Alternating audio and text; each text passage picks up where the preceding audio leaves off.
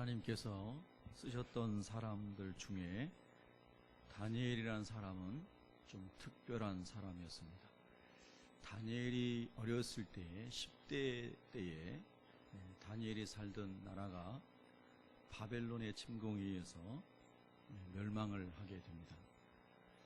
유다의 임금이 눈이 빼짐을 당하고 쇠사슬에 묶여서 바벨론으로 끌려가고 예루살렘 성전에 있었던 모든 기물들을 하나님께 예배드리기 위하여 쓰였던 거룩한 성물들을 다 탈취해다가 우상을 섬기는 그 신전의 창고에 다 버려두고 이런 엄청난 나라의 멸망과 또 성전의 멸망, 수많은 왕족들과 귀족들이 죽임을 당하고 이런 대환란 가운데서 다니엘이라고 하는 10대의 소년이 포로로 잡혀가게 됩니다.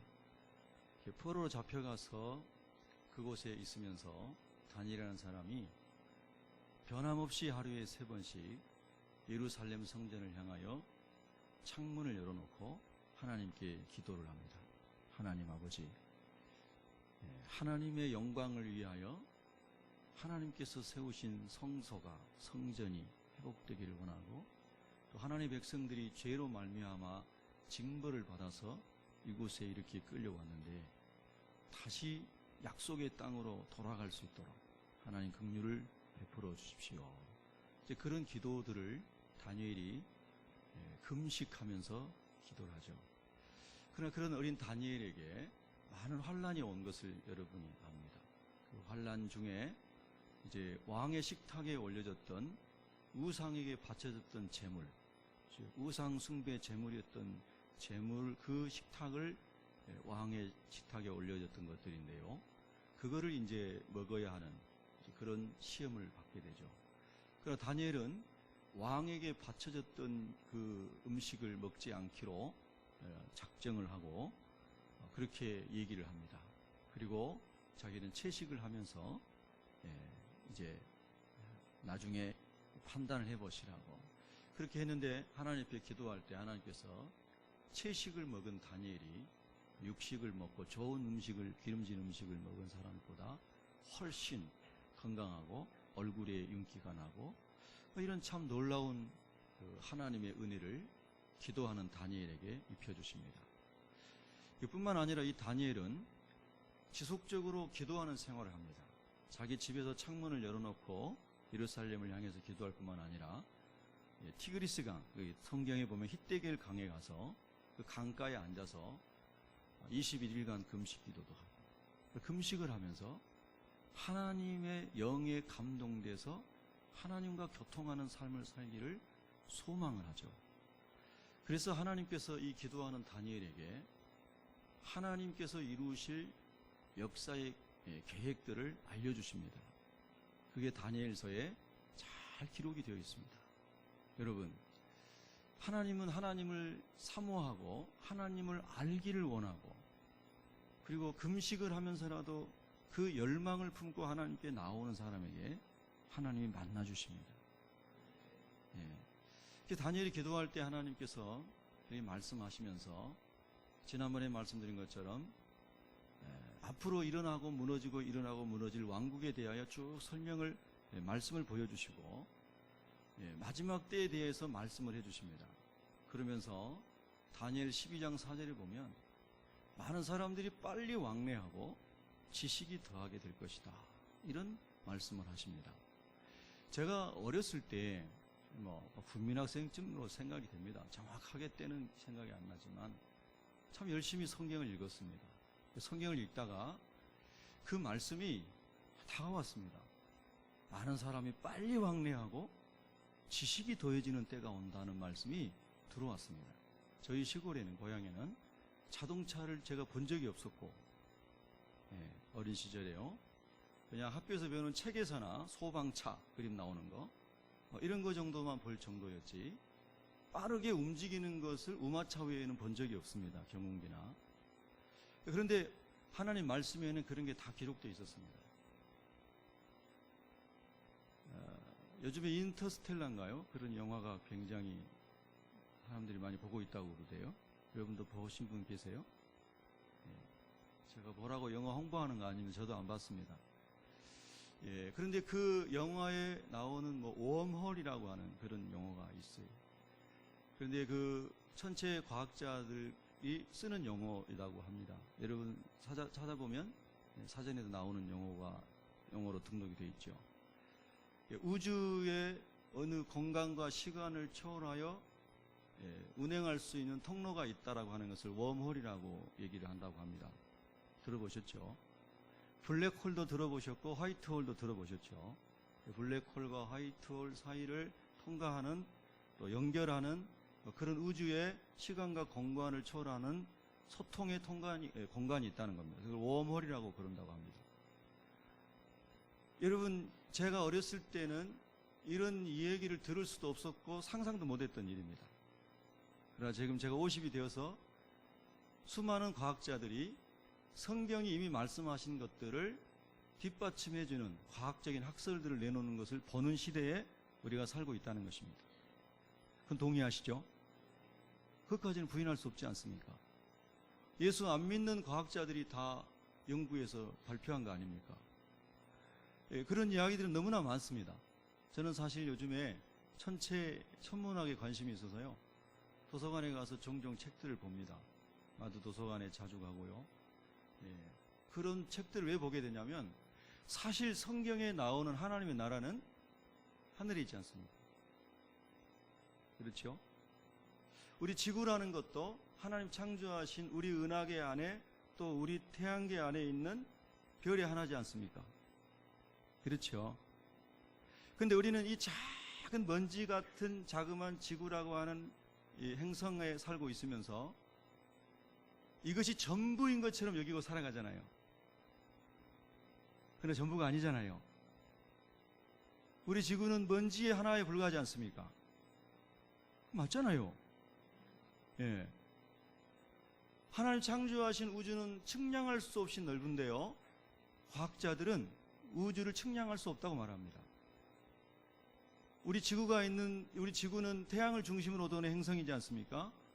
그래서 우리 태양계 안에 들어있다고 설명을 합니다. 그리고 우리 태양계가 들어있는 우리 은하계는 3천억 개 정도의 별이 있다고 과학자들이 설명을 합니다. 몇 개요? 3천억 개. 제가 예전에 많이 말씀드려서 거의 애우셨죠? 그런 3천억 개의 별이 있는 은하계가 또 1,500개에서 3천억 개 정도 있다는 겁니다. 우주가 얼마나 광활한 거죠? 여러분, 그 엄청난, 사람이 도저히 측량할 수 없는 어마어마하고 광활하고 광대한 우주를, 사람이 측량할 수 없는 그 우주를 우리 하나님 창조하신 겁니다.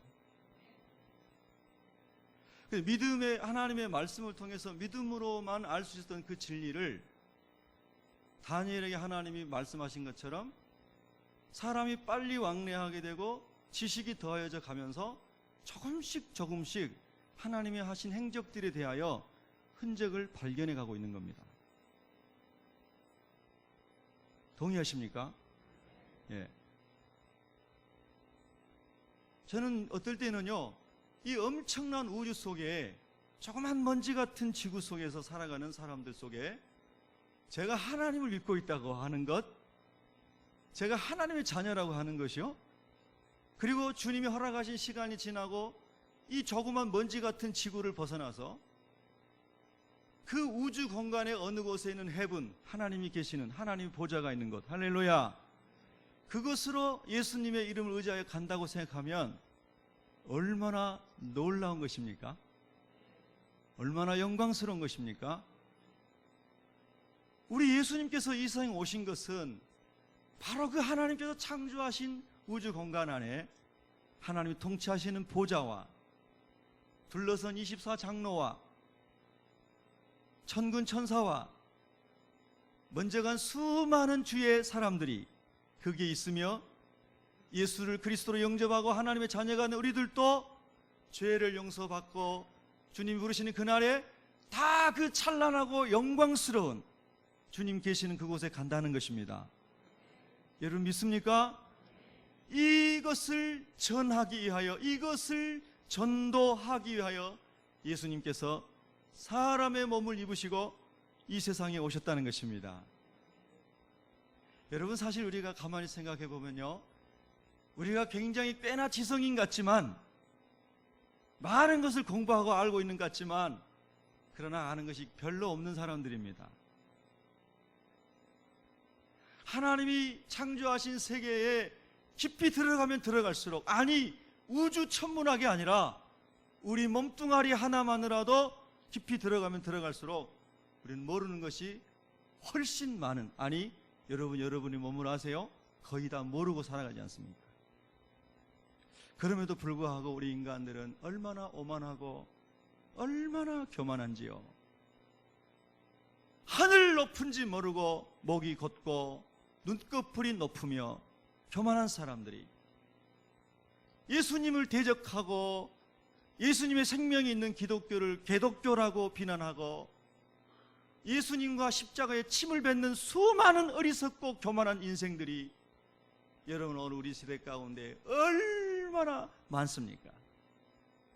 시편 2편에 보면은 하나님께서 그 사람들을 다 징벌하실 것이라고 말씀하셨습니다. 여러분, 다니엘이 하나님 앞에 겸손하게 기도할 때에 하나님께서 다니엘에게 주신 말씀, 오늘 우리 시대 가운데 이루어져 가고 있는 것을 아시는지요? 저는 기회만 있으면 여러분에게 아주 여러분이 애우시도록 반복해 드리고 싶습니다. 다니엘이 받았던 다니엘의 환상, 다니엘의 비전은 예수님께서 마태복음 24장에서 그대로 설명하신 말씀입니다. 그러면서 예수님께서 다니엘이 예수님보다 600~700년 전에 예언했던 그 예언이 예수님이 다시 한번 확인시켜 주시면서 이 땅 가운데서 그대로 이루어질 것이라고 주님 말씀하시면서 마태복음 24장에 그렇게 말씀하시고 마태복음 25장은 그 말씀을 들은 제자들에게 너희는 그리스도의 신부가 되도록 깨어 있어라, 준비해라, 신랑이 오늘 밤에 올 것처럼 깨어 있어라 하면서 제자들에게, 주님을 따르는 사람들에게 당부하신 말씀이 25장의 말씀입니다. 등불을 들고 나간 신부에 대한, 처녀에 대한 비유인 것이죠. 그리고 그 비유 다음에 예수님 오실 때까지 때를 따라 양식을 나눠줄 자가 누구냐? 때를 따라 우리의 생명의 양식이신 예수 그리스도의 피 묻은 복음을, 십자가의 복음을 나눠줄 사람이 누구냐 하시면서 복음의 증인으로 살다가 주님을 맞이하라고 주님 말씀하시는 겁니다. 24장에 여러 가지 주님께서 징조들을 말씀하시면서 아직 애우지 못하신 분들을 위해 제가 또 복습해 드립니다. 모든 민족에게 복음이 증거되면 주님이 오신다고 했습니다. 14절 말씀. 지금은 600에서 1000부족 정도 남았다고 선교사님들이 얘기를 합니다. 10수년 전에 9000종족 미전도 종족이 남아있었다고 합니다. 10수년이 지난 다음에 1000종족 아래로 내려왔다는 겁니다. 복음이 급속하게 증거되고 있습니다. 다니엘서를 예수님 그대로 인용하시면서 멸망에 가증한 것이 거룩한 것에 선 것을 보거든 인자가 문 앞에 이른 줄로 알아라. 예루살렘 3성전이 지금 지어지려고 준비가 다 됐는데요, 그 3성전을 짓기 위해서 열심히 헌신하는 사람이 이슬람 세력에 의해서 총격을 받았죠. 지금 이스라엘 땅에서는 그게 굉장한 이슈입니다. 이스라엘 최고 권력자가 공개적으로 나와서 방송하고 예루살렘을 더 지키기 위해서 군대를 더 증원하고 이스라엘 TV의 뉴스에 나오는 이야기들입니다. 그래서 이 삼성전을 지으려고 하는 사람들이 피격을 당하고 실제로 지금 그런 일들이 이스라엘 땅에서 일어나고 있습니다. 그 성전이 지어져야 멸망을 가증한 것이 그 성전에 서게 되고, 그리고 주님 오실 날이 가까운다는 말씀이 이루어져 가고 있다는 것을 보여주고 있다는 것입니다. 여러분, 이런 말씀들을 잘 소화시킬 수 있는 은혜가 임하기를 축복합니다. 또 하나는 유대인의 구원이 급속하게 이루어지는 겁니다. 로마서 9장부터 11장에 나와 있는 이방인의 수가 채워진 다음에 유대인들이 주님께로 급속하게 돌아올 것이라는 겁니다. 이방인은 우리 같은 사람을 말합니다. 유대인이 아닌 사람. 그래서 다니엘의 71회 중에 69일회가 되는 기름 부음 받은 자, 즉 예수 그리스도께서 십자가에 죽으실 때까지가 69일의 유대인에게 향한 69일회가 성취된 것입니다. 그리고 그 이후에는 복음이 이방인인 우리들에게 번져와서 전 세계 지금이 이방인 가운데 복음이 퍼져가서 이방인의 수가 채워져 가고 있다는 뜻입니다. 그리고 마지막 한 일에 7년이 유대에게 남은 기간인데 그 남은 7년 동안 유대인들이 급속하게 예수님을 믿게 된다는 것입니다. 그런데 지금 이스라엘 땅에 우리 기독교 신학교가 세워지고 있습니다. 세워졌습니다. 이스라엘 땅에 많은 유대인들이 예수님을 믿고 성령 세례를 받고 있습니다. 지금 저희가 부흥회 하고 있는데요, 수원에서 오신 분들이 계셨습니다. 그래서 수원에서 여기 부흥회 오셔서 이틀 동안 우리 예배당에서 주무시고, 오늘도 아침에 일부 예배 드리시고, 그리고 오후에 또 오실 겁니다. 근데 그분이 한 분은 사모님이신데 미국에서 목회하신다고 아침에 제가 잠깐 들었습니다. 근데 그 목사님이 하시는 사역이 메시아닉 주, 유대인들 중에서 그리스도 예수를 믿는 하나님 나라를 대망하는 이런 사람들을 이제 유대인들 목회하시는 분이래요. 근데 그분이 수원에서 한국 오셨다가 우리 교회 집회 보고 수원에서 오셔가지고 여기서 이틀 동안 지금 주무시면서 은혜받고 계시는 거예요. 여러분요, 오늘 오후에 마지막 오늘 이제 집회 오후 2시부터 있는데요, 여러분 지금은 우리가 늘 먹는 보리밥 드시는 거고요, 오후에 좀 여러분 뷔페 음식 드시러 많이 오시기 바랍니다. 예, 할렐루야. 여러분 귀한 말씀이에요. 정말 놀라운 은혜가 임하고 있는 겁니다. 귀 있는 자는 들을 수 있기를 축복합니다. 그래서 유대인들이 막 주님께로 돌아오고 있어요. 여러분, 유대 땅에서 유대인들이 예수님 믿는데 유대인들이 못 믿게 하려고 폭탄 테러를 하고 자기 형제들을, 주변에 있는 이웃들을, 유대인 이웃들을 예수님 믿는다고, 예배한다고 외당 앞에 가서 예배 못 드리게 막 방해하고 폭탄을 터뜨리고, 이런 환난 가운데서도 많은 유대인들이 예수님을 믿고 있다고 하는 것입니다. 역사 이래 없었던 일입니다. 또 말씀드렸죠, 로마가 서기 70년에 티투스 장군이 와서 예루살렘을 다 회포하고 이스라엘 사람을 전부 흩어버렸습니다. 그 이후로 이스라엘 사람들은 나라 없이 다 흩어져 살았어요. 물론 그 이전에도 정치적인 나라는 없었습니다. 바벨론 포로 이후에. 그런데요, 여러분 70년 이후에 흩어졌던 사람들이 다시 이스라엘이라는 나라로 회복될 것을 어느 역사가가 예측을 했으며 어떤 인류학자가 그것을 분석했습니까? 아무도 그런 일이라고 생각하지 않았습니다. 그런데 하나님의 말씀은 진리입니다. 하나님의 말씀은 분명한 언약의 말씀입니다. 그래서 그렇게 오랜 세월이 1900년이 지난 세월이 지난 다음에도 이스라엘 나라가 하나님의 언약의 성취가 때가 되니까 1948년 5월 14일에 유엔으로부터 승인을 받고 이스라엘 나라가 세워졌습니다. 지금 제가 수차례 여러분에게 말씀드리는데요, 그래도 선교사님이 어제 이렇게 집회하면 물어보면 대답 못 하시는 사람이 많은 것 같더라고. 여러분 제가 설교할 때는 다 잠자고 있었습니까? 예. 다니엘서 작년인가 제가 다 강의했습니다. 오후 예배 때 레위기서 다 강의했습니다. 수요 예배 때 로마서 다 강의했습니다. 피를 토하는 마음으로.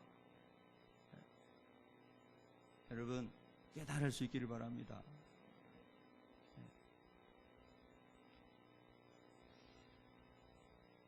그래서 이스라엘에 향한 하나님의 예언이 지금 우리가 살아가는 이 세대 가운데서 급속하게 성취되어 가고 있다는 겁니다.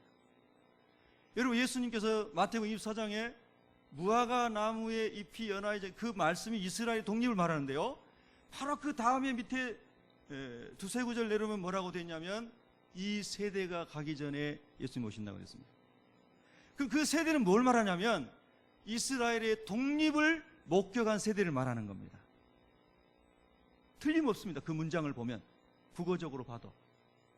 이스라엘의 독립을 목격한 그 세대가 있는 동안에 주님이 오실 거라고 말씀하신 겁니다. 저는 그렇게 믿습니다. 이것이 한 세대가 30년이 될지, 그것을 본 이스라엘 사람들이 사는 죽을 때까지 세월이 될지 저는 알 수 없지만, 그것을 본 세대가 살아있는 동안에 주님이 오신다는 겁니다. 그렇다고 보면 너무나 가까이 와 있는 것이죠. 그 때가 말입니다. 여러분, 이런 말씀 다른 교회에서 설교 잘 안 하잖아요. 굉장히 위험하지 않습니까? 그럼 어떻게 해요? 성경이 그렇게 말씀하고 있습니다.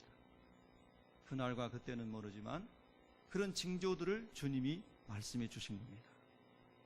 여러분, 또 보십시오. 24장에 보면 주님이 재림하실 때가 오면 이 땅의 사람들이 소돔과 고모라 사람들 같이 될 거라고 말했습니다. 소돔과 고모라의 특징은, 그리고 노아의 때와 같은 그때의 특징은 뭐냐면, 사람들이 음란함 가운데 완전히 사람들이 빠져서 영이 죽고 육체가 되어버리는 겁니다. 노아 시대는 저들이 육체가 됩니다. 소돔과 고모라 시대에는 전부 음란에 빠졌습니다. 남색하는 자, 여색하는 자가 성에 가득 찼습니다. 천사가 사람의 몸을 입고 아주 멋지고 아주 그냥 귀한 모습으로 왔을 때에 그 천사마저도 겁탈하려고 하는 사람들이 소돔성의 사람들이었습니다. 오늘 우리 시대가 딱 그렇습니다. 동성연애, 동성결혼, 음란하고 악한 세대, 이 음란하고 악한 마귀의 역사가 온 세계를 휩쓸어 가고 있고, 우리 대한민국도 지금 점령당하기 직전입니다. 여러분 중에 혹시 한 사람이라도 제가 전해드리는 이 하나님의 말씀을 듣고 마음에 무거운 짐이 생기지 않기를 축복합니다. 주님, 여러분의 마음을 잘 다듬어 주셔서 말씀이 잘 수용될 수 있기를 축복합니다. 여러분, 이런 많은 징조들에 대하여 예수님께서 2000년 전에 말씀하셨는데, 지금 오늘 우리 세대 가운데서 그런 징조들이 거의 다 성취되어 가고 있다고 하는 것입니다. 여러분, 동의 안 하셔도 사실입니다.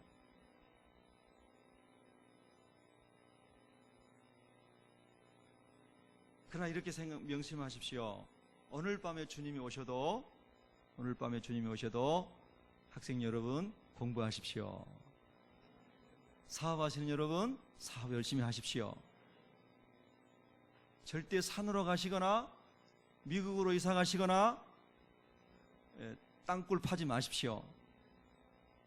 예수님 안에서 주님이 주신 길 늘 성실하게 가면서 주님 맞을 준비하시면 됩니다.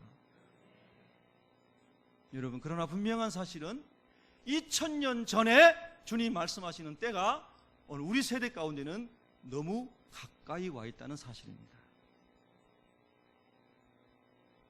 그건 주님의 말씀입니다. 여러분, 우리가 어떤 근거로 신앙생활을 해야 되죠? 하나님 말씀 근거로 신앙생활을 해야 됩니다. 제가요, 하여튼 틈만 나면 여러분에게 복습시켜드리는 겁니다. 복습이 최고의 교육이더라고요. 오늘 주제로 돌아갑니다. 여러분은 예수님을 어떻게 만나셨습니까? 여러분은 예수님을 언제 만나셨습니까? 여러분 언제 교회 다니셨습니까가 아니라 여러분 언제 예수님을 만나셨습니까? 여러분 어떻게 예수님을 만나셨습니까? 그리고 어떻게 예수님이 여러분의 삶의 구세주가 되셨고 여러분의 삶의 주인이 되셨습니까? 아니, 아직도 예수님이 여러분에게 구세주도 아니고 주인도 아니십니까? 오늘 본문에 나오는 사울이라고 하는 사람은 열심히 예수님 믿는 사람을 잡아 죽이던 사람이었습니다. 나사렛이라고 하는 배우지 못한 무식한 사람들이 살고 있고 비린내 나는 고기를 잡으면서 겨우 생계를 유지하며 살아가는 그 동네에서 어떻게 선지자가 날 수 있겠는가? 어떻게 성경에서 예언한 메시아가 올 수 있겠는가? 자기가 가지고 있는 편견 때문에 수많은 유대의 지성인들이 예수님을 십자가에 못 박았습니다. 그 중에 한 사람이 사울이라는 청년이었습니다. 그런데 여러분, 그렇게 예수님을 만나지 못하고 예수 믿는 사람을 잡아 죽이려고 살기 등등하여 다메섹으로 가던 사울을 하나님께서 찾아오셨습니다. 하나님을 떠나서 세상 쾌락으로만 열심히 가던 어거스틴을 어머니의 기도 힘입어 예수님께서 만나 주셨던 것처럼 늘 술 먹고 방탕하고 주변 사람들 때려 패고 건물을 불사르고 예배당을 불질렀던 이기풍이라는 깡패를 주님이 찾아오셔서 주님의 사람으로 변화시켰던 것처럼 음란하고 타락하여 결혼을 5번, 6번 해도 만족함이 없이 삶의 좌절감 가운데 상처 입은 여인을, 수가성의 여인을 예수님이 찾아오셨던 것처럼 예수님께서 여러분을 어떻게 찾아오셨고 여러분을 어떻게 만나주셔서 여러분 예수님을 내 구주, 내 주인이라고 고백하게 되셨습니까? 오늘 이 시간에 여러분들이 개인적으로 예수 내 구주, 예수 내 생명, 예수 내 주인, 이 고백이 없다면 여러분은 그리스도인이 아닙니다. 예수 내 구주, 예수 내 삶의 주인, 내 천국의 소망, 내 생명의 주인, 할렐루야! 이 예수님을 영혼 깊은 곳에서, 중심에서 인격적으로 삶을 걸고 이 예수님을 이렇게 고백할 수 없다면 어쩌면 여러분은 그리스도인이 아닐 수도 있습니다. 물론 믿음이 연약한 가운데 있는 분들 중에는 확신이 부족할 수도 있지만, 그러나 주님을 그렇게 고백하고 있다면 그리스도인이라 말할 수 있습니다. 여러분, 사울은 다메섹에서 그 자기가 저주하였던 예수님, 부활하신 예수님을 만납니다. 예수님께서 나타나셔서 사울아, 사울아, 어찌하여 내가 나를 핍박하느냐? 주여 니시오니까. 밝은 빛 속에, 광채 속에 부활하신 주님이 나타나셨을 때에 주여 니시오니까 반문하는 사울에게 나는 내가 핍박하는 예수다. 나는 내가 핍박하는 예수다. 예수님께서 사울을 만나주시고 말씀하실 때에 사울의 눈이 어두워져서 3일 동안을 보지 못하고 예수님께서 말씀하신 대로 가서 순종했을 때에 기도를 받고 눈이 떠지게 되고, 이런 놀라운 부활의 주님을 만난 다음에 나사렛 출신의 예수가 목수의 아들이 그냥 목수의 아들이 아니고 정말로 성령으로 잉태되어 온 하나님이시고 하나님의 아들이신 메시아구나. 저분이 하나님이시기 때문에 부활하셨고 저분이 하나님이시기 때문에 오늘 나에게 이렇게 나타나셔서 말씀하시는구나.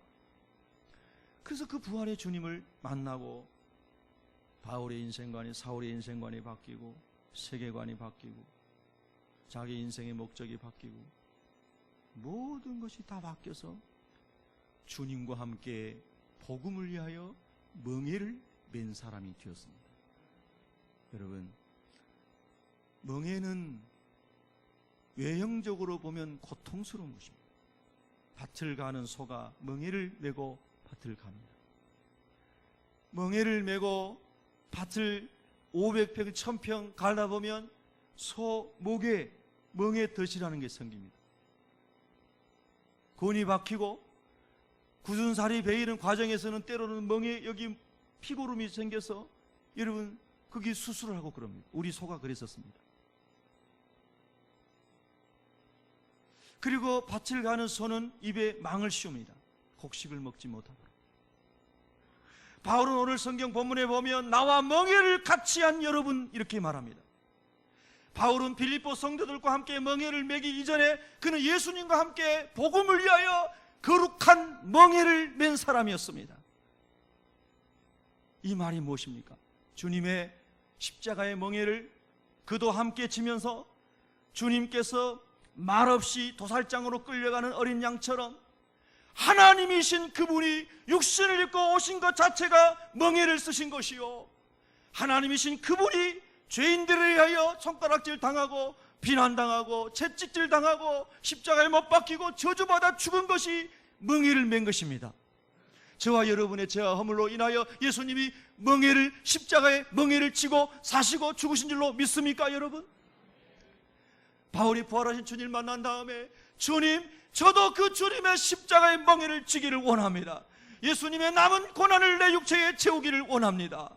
그러면서 바울도 복음의 멍에를, 십자가의 멍에를, 하나님이 주신 사명의 멍에를 바울도 지고 예수님 안에서 함께 간 줄로 믿습니다. 그 십자가의 멍에를 지고 구원의 복음을 전하기 위해서 바울이 살아갈 때에 수많은 고초와 오해와 모함과 비난을 받았습니다. 그런데 그는 멍에를 메고 있었습니다. 그는 십자가의 길을 묵묵히 가야 했습니다. 왼쪽으로 가고 싶어도 오른쪽으로 가고 싶어도 멍에를 벗고 가버리고 싶어도 주인이신 주님께서 멍에를 풀어주시지 않는 이상은 주인이 가라는 대로 가는 것이 일하는 밭의 소인 줄로 믿습니다. 바울은 소처럼 두벅두벅 묵묵히 멍에를 메고 주님이 가라는 곳으로 가는 것입니다. 이런 말 저런 말, 불평과 원망과 불신앙적인 말을 수도 없이 쏟아놓을 수 있는 어려운 환경을 가정에서도 직장에서도 교회에서도 삶 속에서도 많이 만나지만 망을 씌운 소처럼, 망이 씌워진 소처럼 주님이 원하시는 길로만 갑니다. 주님이 원하시는 말씀만 합니다. 그것이 사도 바울이 고린도전서 1장 10절에서 고린도 교인들에게 말하는 것 속에 나타나 있습니다. 형제들아, 내가 우리 주 예수 그리스도의 이름으로 너희를 권하노니 모두가 같은 말을 하고 너희 가운데 분쟁이 없이 같은 마음과 같은 뜻으로 온전히 합하라. 여러분의 부부관계는 온전하십니까? 여러분들의 가정에서 자녀들과 대화할 때 여러분들의 가정 식구들 가운데서 나오는 말씀들이 항상 주님께서 원하시는 같은 말을 할 수 있기를 축복합니다. 왜냐하면 예수님의 복음의 멍에를, 예수님의 생명이 있는 멍에를 함께 메었기 때문입니다. 그래서 예수님 안에 있는 것을 같이 말하며 예수님의 멍에를 함께 메고 가고 있기 때문에 언제나 주님이 원하시는 말을 부부가 하게 됩니다. 자녀들과도 하게 됩니다. 좀 더 큰 교회, 가정이라 말할 수 있는 교회에 와서도 주님이 말씀하시는 것을 한 멍에 아래서 말하게 됩니다.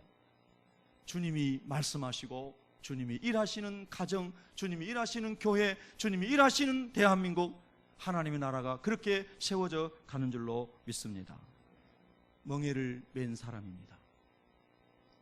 바울은 그렇게 주님과 멍에를 메고 그토록 소망했던 영광스러운 주님의 나라를 사모하면서 나의 기쁨이요 면류관인 여러분, 내가 하나님 나라 갔을 때 나의 기쁨과 면류관은 세상에서 받은 박사학위가 아닙니다. 내가 세상에서 얻은 CEO가 아닙니다. 내가 하나님 나라 가서 나의 면류관과 자랑과 기쁨은 여러분입니다.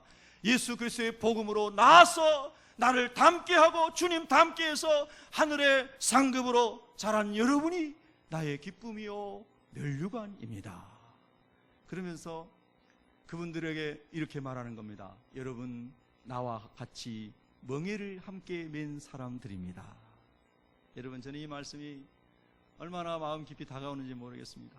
주님, 제 자신이 먼저 주님과 함께 더 깊이 주님의 멍에를 맬 수 있기를 원합니다.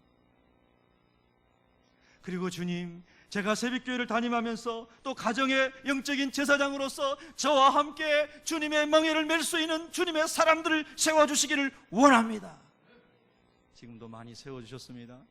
앞으로도 더 많이 세워주실 줄로 믿습니다. 예, 제가 우리 아내와 결혼한 지 21년 된 것 같습니다. 며칠 전에 결혼기념일이었습니다. 둘이 이렇게 이야기를 해보면요, 얘기가 너무 잘 통합니다. 무슨 얘기를 했는데, 내가 얘기하려고 했는데요. 옆 사람한테 한번 인사하기 전에 제가 얘기하려고 그랬는데요. 예. 너무 잘 통하는 거예요. 제가 이런 얘기를 너무 많이 하니까 어떤 성도님이 좀 우스갯소리로 막, 목사님 이제 그런 얘기 그만하세요. 근데 좋은 걸 어떡합니까? 예. 여러분, 말이 통한다는 것은 정말 행복입니다. 예수님의 멍에를 같이 메고 예수님 말씀하시는 말을 하게 되고 예수님이 가신 길을 같이 가고자 하면 무슨 말을 하면 내가 그 말 하려고 그랬는데요. 무슨 찬송을 부르는데 내가 그 찬송을 하고 싶었는데요. 어제요, 우리 강사님 식사 대접하면서요, 식사하고 나서 여기 옆에 우리 교회 옆에 카페에 가서 차를 마시면서 잠깐 대화를 나눴습니다. 어느 교회, 다른 교회 가셔서 우리 강사님께서 부흥회를 하시는데 세 번째 그 교회 가서 부흥회를 하셨답니다. 한 5,000명 모이는 교회에 세 번째 가서 부흥회를 하시는데 두 번째 갈 때까지 굉장히 그 교인들은 은혜를 받았나 봐요. 세 번 오라 해서 또 그래도 기도가 갔는데 하나님께서 이런 메시지를 전하라고 해서 그런 메시지를 가지고 이제 마음에 그런 마음이 가지고 갔는데 분위기가 싸하더라는 겁니다. 그래서 이거 어떡하지? 그런데 아내한테서 그 카톡 메시지 이런 게 왔더라고요. 그래서 왔는데 그게 찬송가 한 곡을 이렇게 찬송가 제목을 보내는, 이 찬송가를 한번 이제 불렀으면 좋겠다고 기도하는 사모님이 이제 목사님, 부흥회 중인 목사님에게 보낸 겁니다. 그래서 그 찬송가를 불렀는데 교인들이 다 울고 찬송가 한 곡을 부흥회 다 끝났대요. 뭐가 통했어요? 마음이 통하고 영이 통한 겁니다. 여러분, 정말 놀라운 은혜가 하나님의 은혜 가운데 멍에를 같이 메고 주님의 길을 같이 가는 부부 가운데요, 가정 가운데 그런 하나님의 은혜가 있습니다. 여러분, 영감이 통하는 부부가 되기를 축복합니다. 예. 또 영감이 통하는 우리 성도님들 되시기를 축복합니다. 예. 무슨 말하면 말이 자꾸 빗나가는 것은 멍에를 같이 안 맺기 때문에 그렇습니다. 무슨 말만 하면 말이 너무 잘 연합되어 가는 것은 주님의 멍에 안에 같이 있기 때문에 그렇습니다. 주님의 멍에 안에 같이 있는 사람의 특징은 온유하고 겸손한 사람. 예수님이 온유하고 겸손하셨기 때문에 하늘 보좌를 버리고 천하디천한 인간의 몸을 입고 이 땅 가운데 오셔서 아버지 하나님의 뜻에 순종해서 저와 여러분을 구원하신 줄로 믿으십니까? 예, 온유하고 겸손함이 멍에 아래 머무를 수 있는 성품입니다. 바울이 굉장히 과격한 사람이었거든요. 성경에도 일부 나오죠. 바나바하고 막 싸웠거든요. 그래서 바나바, 당신 맘대로 가. 나는 실라 데려갈게. 당신은 마가 요한 데려가. 한번 바울이 옛날 얘기가 일어나가지고 둘이 싸우고 심히 다투고 헤어졌다고 그렇게 나옵니다. 예. 근데요, 이런 사도 바울이 딱 주님의 은혜 가운데 깊이 들어가세요. 온전한 주님의 멍에 아래서 정말 자유함을 입은 사람으로 다 바뀌죠. 오늘 우리가 그렇게 될 수 있기를 주님의 이름으로 축복합니다. 여러분, 주님과 함께 멍에를 메고 가고 계십니까? 예. 사실 따지고 보면요, 모든 인생은 다 멍에를 메고 있습니다. 어떤 사람은 돈의 멍에를 메고 있습니다. 어떤 사람은 명예의 멍에를 메고 있고요. 어떤 사람은요, 자기가 막 자랑하는 맛에 사는 그 자랑의 멍에를 메고 있습니다. 사람마다 없는 것 같지만 자기 인생을 묵고 가고 있는 그것이 있단 말입니다.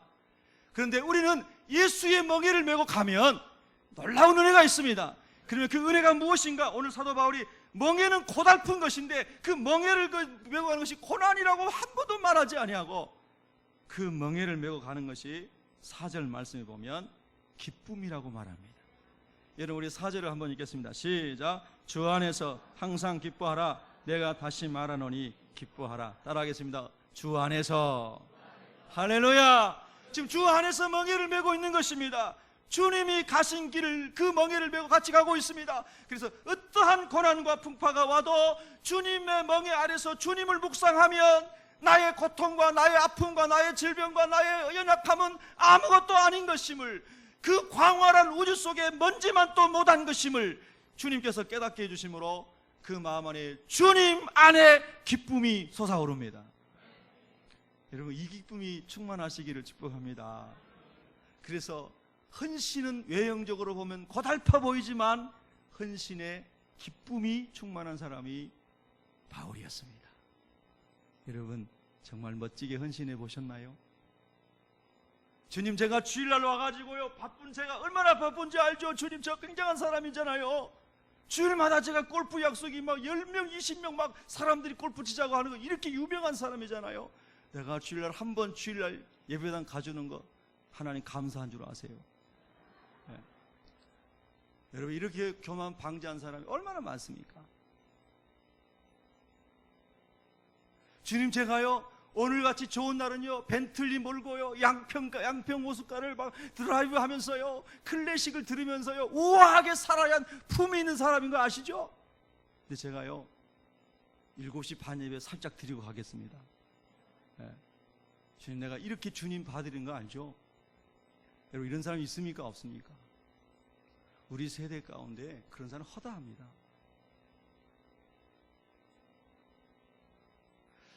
정말 주님의 멍에를 메고 주님의 길을 가면서 주님이 당한 고난, 남은 고난을 내 육체에 채우노라 하면서 갔던 사도 바울의 십자가의 멍에를 메고 가면서 나는 여전히 십자가 안에서, 예수님 안에서 기쁩니다. 이렇게 고백할 수 있으시겠습니까? 그 사람이 정말 은혜의 맛을 지금 누리고 계신 분입니다. 여러분, 사도행전 7장에 보면 사도 바울이 앞잡이가 되어서 스데반 집사님을 돌로 쳐서 죽입니다. 스데반 집사님 돌에 맞아 죽는데요, 여러분, 아무리 큰 죄를 짓고 마땅히 돌에 맞아 죽을 죄를 졌다 하더라도 사람이 그렇게 그 지경이 돼서 죽으면 기뻐할 사람이 있습니까? 마음이 아프잖아요. 그렇죠? 여러분의 원수가 만약에 막 돌 맞아 죽은다면 시원하겠습니까? 처음에는 좋아 그랬다가도 돌 3번 4번 맞고 피투성이가 되면 그만 때려요, 이제 그만해요. 이게 사람 아닙니까? 맞나요? 아멘 안 하신 여러분 독한 분들입니까? 예. 근데 사울은 돌에 맞아 죽는 스데반을 보면서 잘 죽는다고 말한 사람이에요. 마땅히 여기더라. 이 말이 뭡니까? 돌에 맞아 잘 죽는다, 이렇게 말한 사람입니다. 엄청나게 무서운 사람입니다. 여러분, 사람 율법에 묶이면요 그렇게 돼요. 무정하며 무자비한 사람이 됩니다. 그런데 이랬던 사울이 바울이 돼서 딱 그 2배가 되는 사도행전 14장에 보면, 사도행전 14장에서 바울이 복음을 전하다가 자기가 돌에 맞습니다. 자기가 돌에 맞아요. 그래서 사람들이 바울이 죽은 줄 알고 성 밖에다 버려버렸습니다. 이 사람 돌에 맞아 피투성이 되고 눈도 안 보이고 이제 막 다 코도 찢어지고 막 다 입도 찢어지고 다 죽었다, 다 버렸습니다. 그리고 갔어요. 근데 참 모진 인생, 진짜 그렇게 죽어서 순교하고 하나님 나라가서 얼마나 좋겠어요, 인간적으로 볼 때. 그 왜 하나님 또 살려주시는 거예요? 그토록 고난을 당했으면 주님 여기서 좀 순교하게 해주세요. 얼마나 행복해요. 근데 또 하나님 살려놓으시네. 여러분도 그런 지경에 돌은 맞은 건 아니지만 처할 때 있으셨죠? 하나님 이 지경 정도 됐으면 이제 그냥 내버려 두세요. 그게 저에게 은혜입니다, 하나님. 근데 왜 하나님 살려주시는 거예요? 살려주는 게 저주같이 느껴질 때. 근데 여러분, 이 스데반이 죽은 다음에 그 고통을 몰랐던 바울이 자기가 돌에 맞으면서요 죽은 사람처럼 버려졌는데 깨어나서 어떡하죠? 다시 복음을 전하러 갑니다. 다시 복음을 전하러 가요. 아직 붓기가 깔아앉지도 않고 상처난 것이 아물지도 않았을 텐데 다시 복음을 전하러 갑니다. 어디 안에 기쁨이 있었던 거죠? 주님 안에 기쁨이 있었던 것입니다. 여러분, 우리가 말씀을 깊이 묵상하면요 우리의 삶의 멍에와 짐, 우리가 흔히 생각하는 인생에 둘러싸인 문제들로부터 해방되지 못할 게 아무것도 없습니다. 진정한 기쁨은요 예수님 안에 있습니다. 예수님 안에는 영생의 축복, 하나님 나라의 축복, 주님과 함께 왕노릇할 영광된 소망, 할렐루야, 그게 진짜 기쁨이 있는 줄로 믿습니다. 또 여러분 보십시오. 5절을 읽겠습니다. 5절, 빌립보서 4장 5절 시작. 너희 관용을 모든 사람에게 알게 하라. 주께서 가까우시니라. 아멘. 옆 사람 인사하겠습니다. 사랑합니다. 축복합니다. 정말이시죠? 예. 어떤 사람에게만요? 어떤 사람에게만요? 모든 사람에게요. 여러분 덫에 안 걸리셨습니다. 친한 사람에게만 이렇게 대답한 사람 없었습니다. 모든 사람에게 뭘 베풀어요? 관용을 베풀어요. 왜냐하면 주님 오실 때가 더 가까웠기 때문에.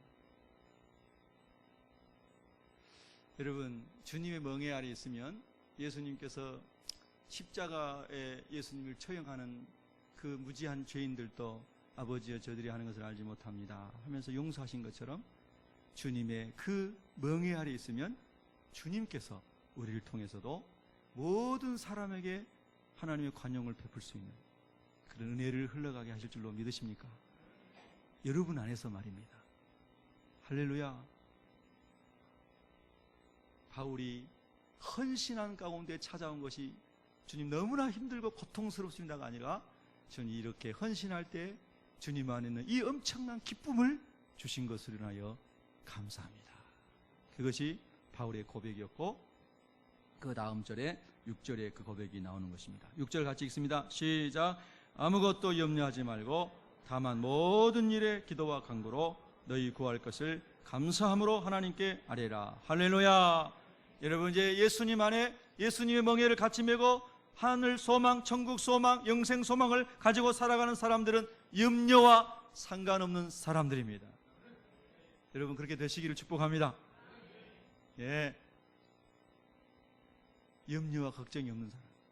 대학 진학의 문제가 여러분의 머리를 짓누르지 않고요. 자녀들을 막 우겨 싸지 않고요. 예수님 안에서 기도하며 인도받고 살아가는 삶. 언제나 기쁨과 자유함이 있는 삶. 할렐루야.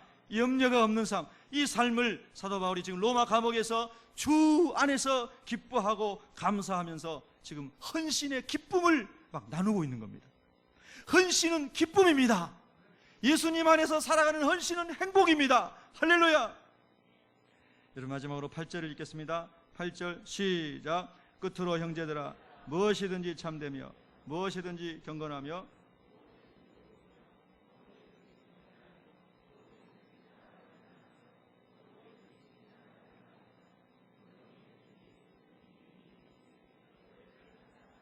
아멘. 할렐루야.